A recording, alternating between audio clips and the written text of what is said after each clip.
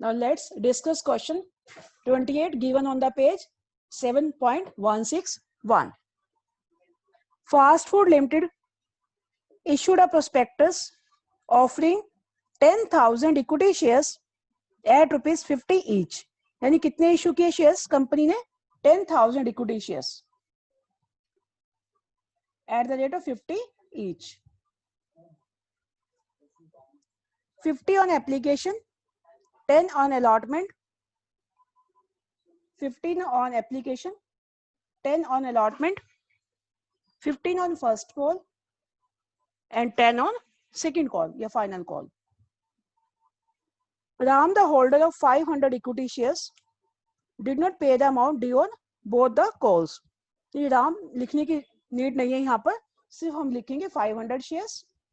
उसने क्या कि दोनों कॉल का पैसा नहीं दिया, ना तो उसने फर्स्ट कॉल का पैसा दिया कंपनी को, ना ही उसने सेकंड कॉल का पैसा दिया.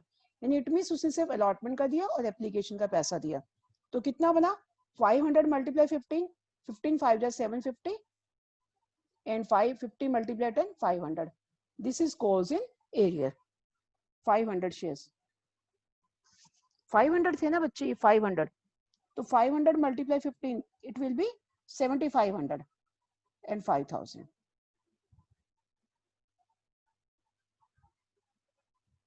These 500 shares are forfeited by the board of directors. यानी फाइनल कॉल के बाद ही फॉरफिट होंगे, क्योंकि फाइनल कॉल सारा ही आया हुआ है इसमें. फाइनल कॉल के बाद ही इसका जो देना है हमें ट्रीटमेंट. और उसमें अब एक न्यू पॉइंट है. अब तक आपने क्वेश्चन ये किया कि जितने फॉरफिटेड है सारे के सारे रीइश्यूड है, but in this question 300 of these shares were reissued at 55 per share. यानी सारे के सारे रीइश्यूड नहीं है. 500 में से कितने रीइश्यूड है?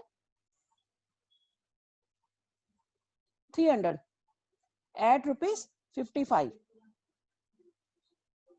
यानी अब इसमें नहीं लिखा कितने वाला शेयर कितने में, तो अंडरस्टूड है कि 50 वाला शेयर कितने में रीइश्यू हुआ? 55 में. तो यानी किस पे इशू हुआ? ये रीइश्यू हुआ प्रीमियम पे. तो यहाँ पर शेयर्स कैसे इशू हो रहे हैं? प्रीमियम पे रीइश्यू हो रहे हैं. Now let's pass journal entries. For this, first entry will be bank account debit to share application account. अभी मैं आपको कैश बुक नहीं बनवा रही, सिंपल जनरल एंट्रीज करवा रही हूँ.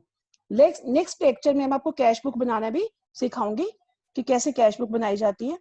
तो फर्स्ट एंट्री जो आपकी आएगी, bank account debit to share application 10,000 shares multiply 15, it will be 1,50,000.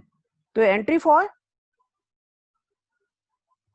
Bank account debit to share application कितनी आ जाएगी? 1,50,000. Bank account debit to share application account. Equity share लिख लिया करो. तो कितना था अमाउंट? 1,50,000. तो we write the amount 1,50,000. Application में तो कोई प्रॉब्लम ही नहीं है. इस सारे के सारे पैसे को हम किस में कन्वर्ट कर देंगे? शेयर कैपिटल में. तो next entry will be share application account debit to share capital. आप ये एब्रीविएशन यूज नहीं करोगे, बार बार बोल रही हूँ मैं. आपने कंप्लीट शेयर लिखना, कंप्लीट कैपिटल, कंप्लीट एप्लीकेशन और कंप्लीट यहाँ पर सारा. तो इट विल बी 1,50,000.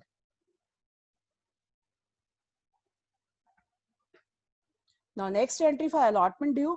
तो share allotment account debit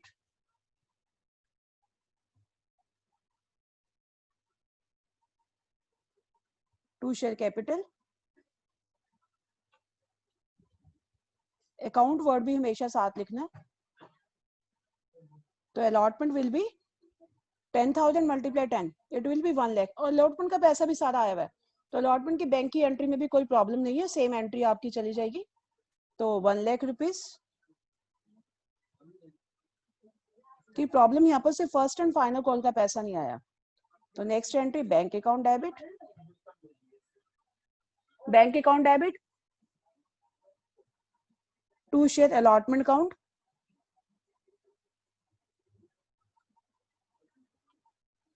1 lakh rupees.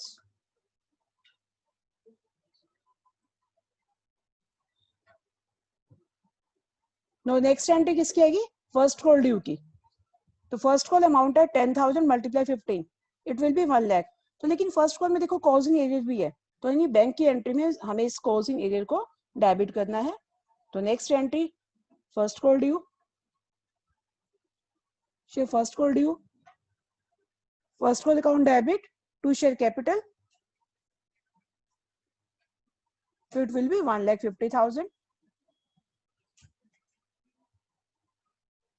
Now next entry will be bank account debit, क्योंकि यहाँ पर फुल कंप्लीट पैसा नहीं आया हुआ, कॉज इन एरियर भी है, तो calls in arrear account debit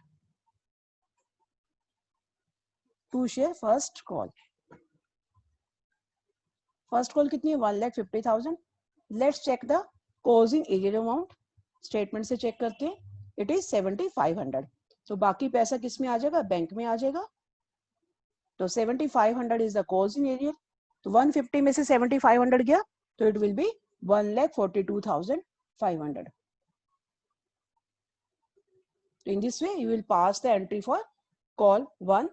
Now second call due, share second call या final call account debit, जो भी लिखा हो क्वेश्चन में वही लिख दोगे, टू शेयर कैपिटल अकाउंट। अब कितनी है सेकंड कॉल की amount? Let's check, it is 10,000 multiply 10, 1 lakh rupees. तो I am going to write here 1 lakh rupees.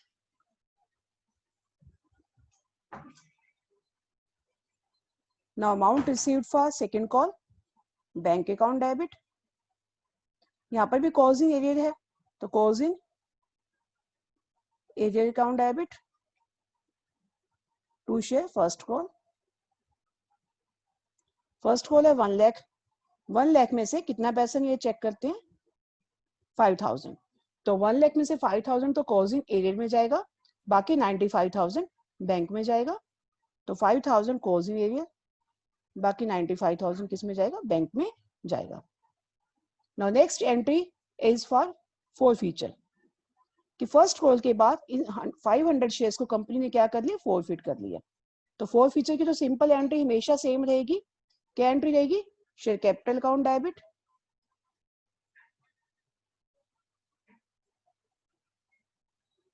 To जो मनी नॉट रिसीव्ड है उसे क्या बोलते हैं? कॉज इन एरियर, क्योंकि आपने कॉज इन एरियर को यहाँ डेबिट किया तो क्लोज तो करोगे। एंड टू जो मनी रिसीव्ड है शेयर फॉरफीचर अकाउंट। हाँ जी, अब चेक करते हैं कितने शेयर का फॉरफिट हुआ, कितने शेयर्स हुए? 500।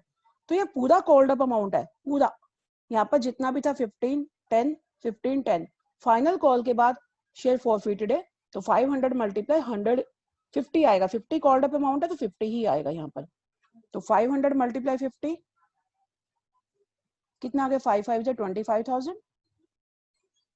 अब जितना कॉज इन एरियर चेक करते हैं कितना है, 7,500 और 5,000, 12,500।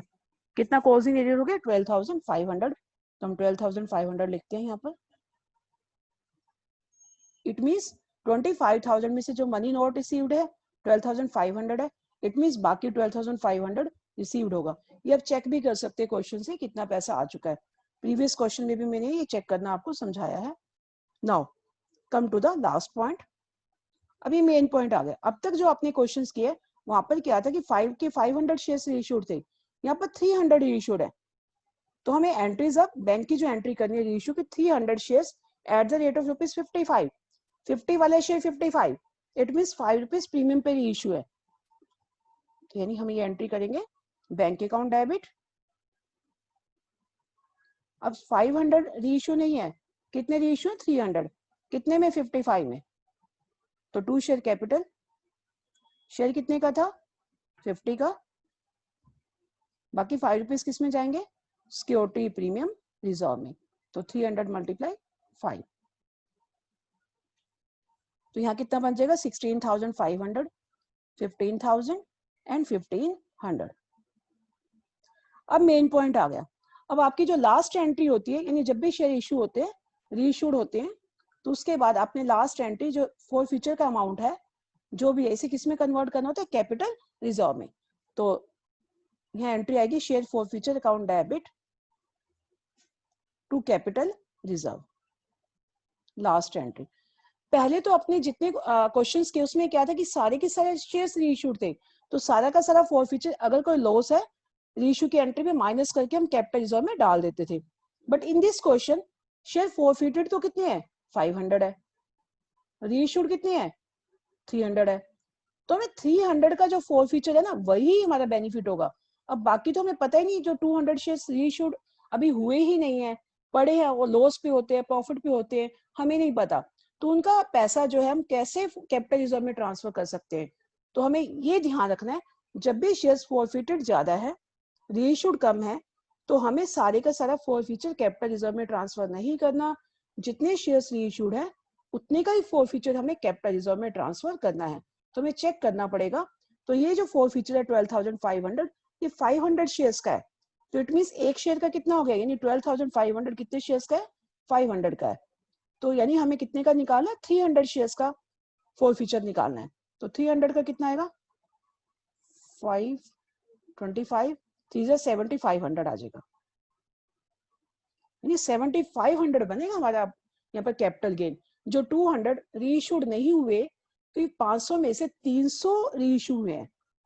तो 200 का जो शेयर बाकी है, वो भी जो नोट रीइश्यूड है, उसका तो फॉरफीचर में ही पड़ा रहेगा बैलेंस, वो कैपिटल रिजर्व में ट्रांसफर नहीं होगा।